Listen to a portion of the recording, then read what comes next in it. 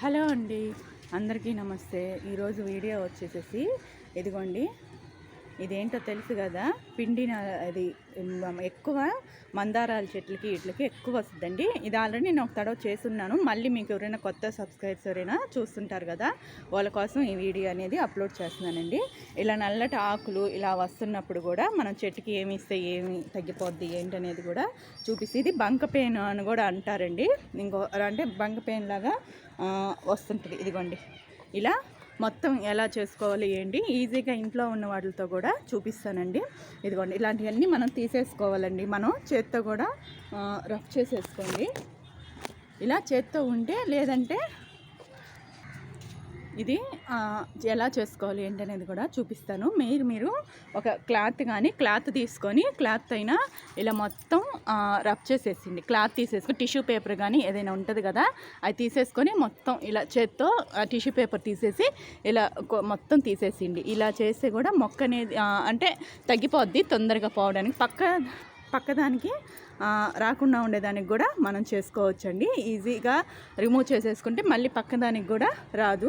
ఎప్పటికప్పుడు ఎక్కువ నిందనుకోండి, ఆ కొమ్మలు కట్ చేసేదానికి కూడా తీసేసిండి, లేదంటే కటింగ్ చేసేస్తే ఇంకా పక్కన కూడా రాదు. వీటికి ఇంకొక బెస్ట్ కూడా చెప్పమంటారా, ఇలా ఇదిగోండి, నాకు మనం ఒక 2 days చూసుకోకుండా ఉన్నా కూడా ఇలాగే వచ్చేస్తాయండి. ఇవన్నీ పక్కన తీసేస్తా. ఫస్ట్ ఎవరైనా కూడా తీసేసుకుంటే చాలా మంచిదండి. లేదంటే ఇవి పక్కన ఇంకొక చెట్టుకి పట్టకుండా ఉండేదానికి కూడా అవకాశం ఉంటుంది. ఆల్రెడీ నేను ఒక తడవ చేశాను, తగ్గిపోయిందండి. మళ్ళీ వస్తుంది ఇది రెండో తడవ. మనం అంటే కంటిన్యూగా ఇచ్చాక 15 రోజులకి ఇట్లా చేసుకుంటా వస్తే మొత్తం మొక్క అనేది తగ్గిపోద్ది అనమాట. ఇదిగోండి, నల్ల తెగుల్లాగా వస్తుంది కదా, అలాంటి దానికి కూడాను చెప్తున్నానండి. ఎక్కువ వాటర్తో కడిగేసిండి, వాటర్ని స్ప్రింక్ చేసేసి వాటర్తో ఇలా చేసుకున్నారనుకోండి, ఇదిగోండి ఇట్లా వాటర్ పోసేసి మొత్తం కడిగేసేయండి. లేదంటే మనము స్ప్రే చేస్తాం కదా, స్ప్రే చేసేసినా కూడా అదంతా మొత్తం పడిపోద్ది. తర్వాత ఇప్పుడు నేను చూపిస్తాను. దాన్ని ఇచ్చినా కూడా ఇదిగోండి ఎన్ని రాలిపోవడం. కానీ ఎక్కువ మందారాల చెట్లకు అనేది ఎక్కువ వస్తుంటాయండి. ఇవి మనం ఎక్కువ రాకుండా ముందు ఎప్పటికప్పుడు జాగ్రత్తగా చేసుకోవాలి. ఇలాంటి ఆకులు వచ్చినప్పుడు కూడా మొత్తం తీసేసింది. ఈ ఎండాకాలం ఇలాంటి ఎక్కువ వస్తుంటాయి, రాకుండా మనం దీనికి సపరేట్గా మళ్ళీ వేరే వీడియో చేస్తానండి, చేసి చూపిస్తాను. ఈ తెల్ల తెగులు ఇలా గుడ్లుగా ఉన్నప్పుడు వాటర్తో కడిగేసుకుంటే మనకి కొంచెం తగ్గిపోద్దండి.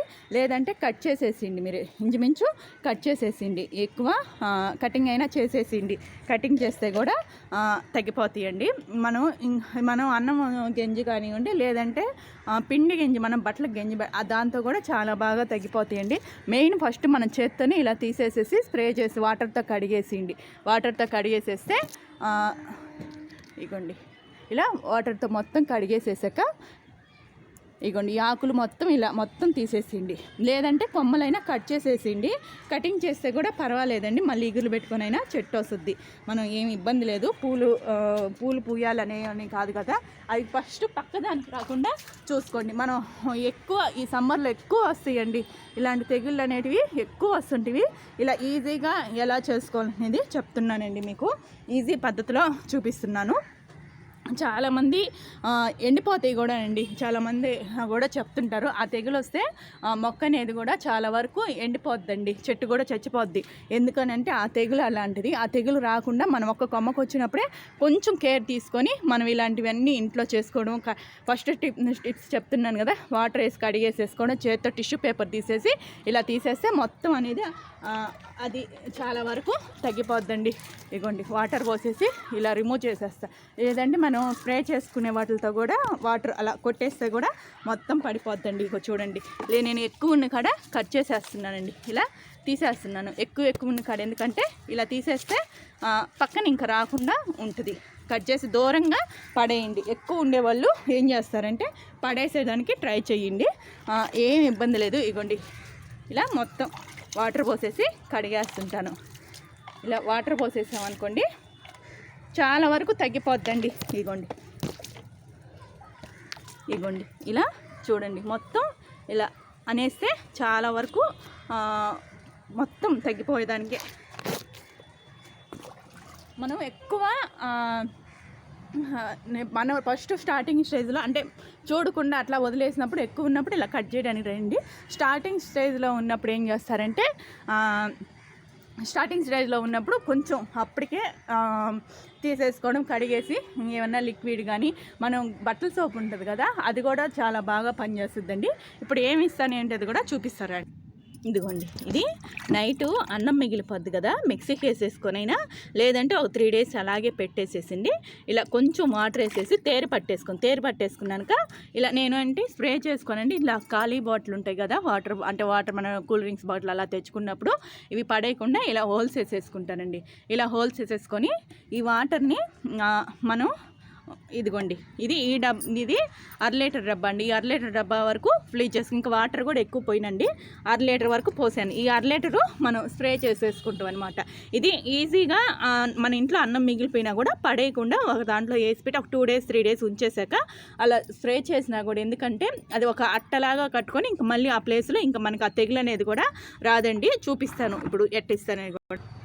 ఇదిగోండి ఇలా చేశాను కదా, ఇక్కడ ఉన్న దగ్గర ఇలా మొత్తం స్ప్రే చేసేసింది.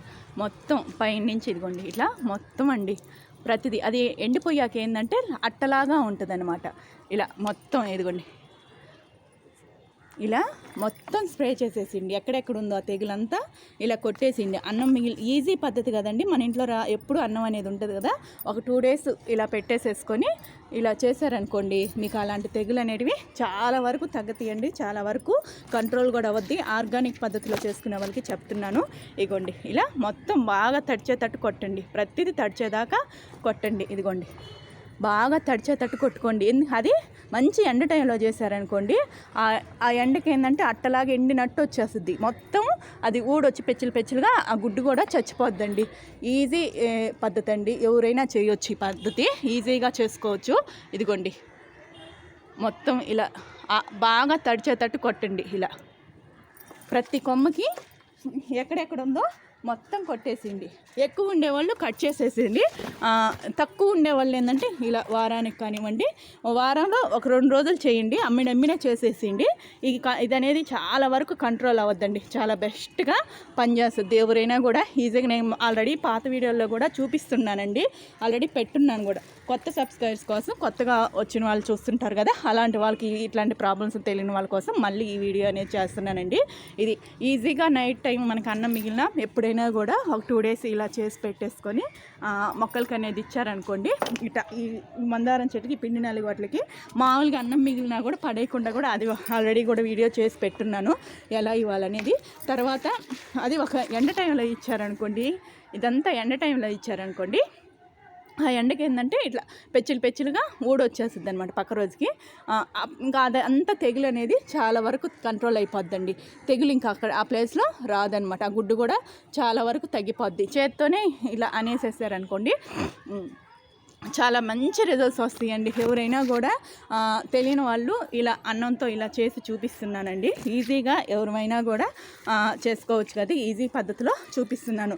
ఆకులకి పైన కూడా మొత్తం స్ప్రే చేయండి, రాంది ఇక్కడ కూడా స్ప్రే చేయండి. నెక్స్ట్ రాకుండా ఉండేదానికి కూడా ఉంటుందండి.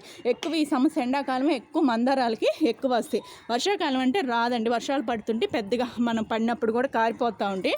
మెయిన్ వాటర్తోనే కడగడానికి ట్రై చేయండి. వాటరే 2 రోజులు 3 రోజులకి అక్కడ స్ప్రే చేస్తూ ఉండండి, ఆ వాటర్కి కూడా పెద్ద రావు. ఇదండి ఈరోజు ఈ వీడియోను.